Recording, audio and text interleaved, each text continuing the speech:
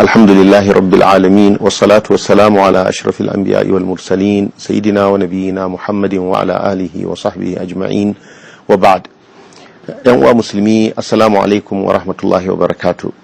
Za mu shiga goman ƙarshe na Ramadan, waɗanda su ne dararen da suka fi kowaɗanne darare falala da albarka a cikin rayuwar shekara gabaki ɗaya. To me musulmi ya kamata ya yi a cikin waɗannan darare? Abu na farko, ya itikadin falalarsu, ya itikadin cewar a wannan lokaci ne mai alfarma kuma yana neman alkhairin a cikin abin da duk zai yi.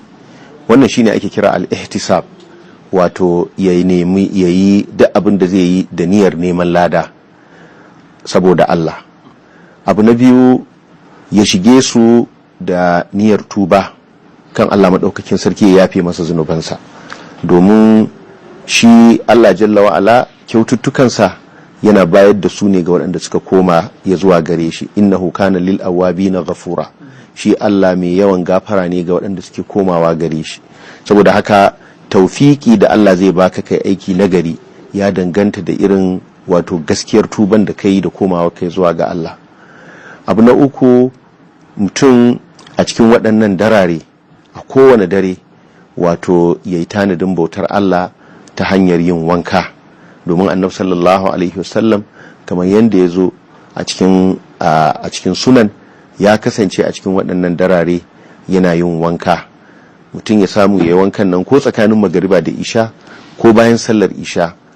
Makasudin wannan wanka shine niyyar Allah ya madaukakin sarki ya ba mutum nishadi domin ya zage dantse wajen ibada. Sannan ya sa kyawawan kaya. An ruwaito daga cikin tabi'ai irin su Qatada sun kasance suna yin ado a cikin waɗannan darare, domin darare ne waɗanda suke zaka iya muwafaka da Lailatul Qadr.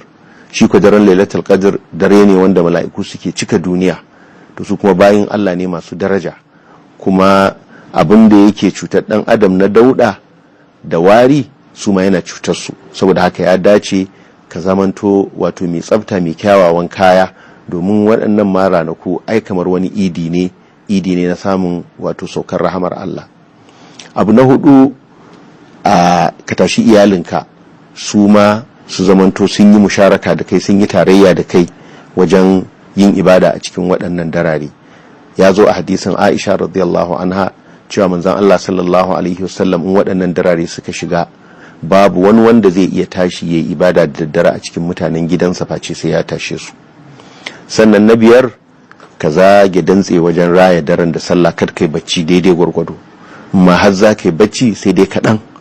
Ka yi kamar yadda Allah maɗaukakin sarki ya ce ma Annabi sallallahu alaihi wasallam, qumil layla illa qalila nisfahu aw inqus minhu qalila aw zid alaihi. Wato ka tsaya dare gabaki ɗaya sai kaɗan, rabinsa ko kuma ka rage kaɗan daga cikin rabin ko ka ƙara kaɗan. Amma Annabi sallallahu alaihi wasallam shi gaba ɗayan daren yake rayarwa, baya bacci. Saboda haka mutum ya kaurace ma makwanci a cikin waɗannan darare. Na shida, ka guji dukkan wata rigima, ka guji musu, ko da matarka ne, ka guji musu a cikin waɗannan ranaku. Kuma shaidan a zuciyarka za ta iya ɗibanka kan ka kama rigima da iyalinka a cikin waɗannan darare don ya haramta maka falalar da ake samu, domin shi musu da jayayya yana ɗaukewar rahama, da haka ka guje shi. Sannan a cikin waɗannan darare ka dukufa a kan neman Lailatul Qadr. Ita Lailatul Qadr ba wata alama ce ake gani ba ko ka ga bishiyoyi suna sujada ko makamancin wannan. A'a, dare ne da Allah ne ya san hakikaninsa.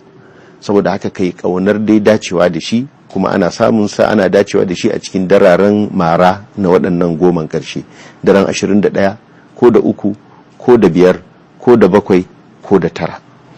To sannan na 7, addu'ar da ya kamata ka dukufa yi a cikin daren, in Allah ya sa ka dace da daren Lailatul Qadr, wanda kenan duk cikin dararen nan zaka yawaita yinta, ita ce addu'ar da Annabi sallallahu alaihi wasallam ya koya mana na Aisha. Ya Allahumma innaka afuwun tuhibbul afwa fa'fu anni. Allah kai mai afuwa ne, kana son afuwa, kai mun afuwa. Sannan irin launi daban-daban na ibada da za ka yi shi gwargwadon iko wanda zai zamanto bai sa maka ginsa ba. Kai sallah, kai karatun Qur'ani, kai zikiri, kuma kar a manta daga cikin ayyukan alkhairi a cikin waɗannan kwanaki da kada mutum ya manta da su shine ayyukan kyautata ma iyaye. A kyautata ma iyaye wanda duk Allah ya iyayensa suna da rai ya zage dantse wajen kyautata musu, domin Allah maɗaukakin sarki ya sanya yardarsa a cikin ana samunta ne a cikin samun yardar iyaye.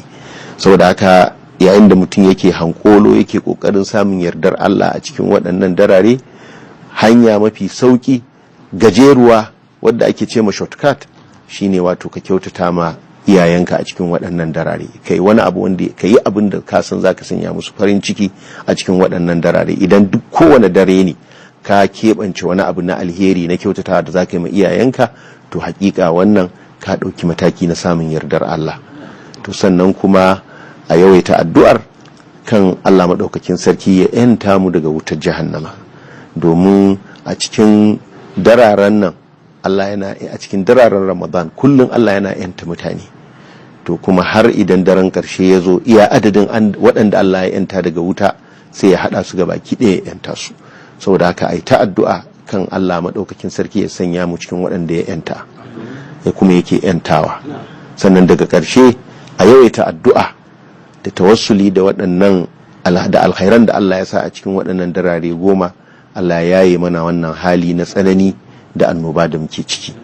Mi tawassuli, mi kaskantar da kai, mi tadarru'i, wato mi tawalu'u, mu maraice gaban Allah kan Allah maɗaukakin sarki ya yaye mana wannan annoba, kuma ya yaye mana sharrin da ka iya biyo bayan wannan annoba. Allah ya ba mu albarkacin waɗannan darare, ya sanya mu cikin waɗanda suke dacewa da ganin lailatul qadr. wa sallallahu wa sallama wa baraka ala abdihi wa rasulihi nabiyina Muhammad wa ala alihi wa sahbihi ajma'in. Subhanakallahumma wa bihamdika ashhadu an la ilaha illa anta astaghfiruka wa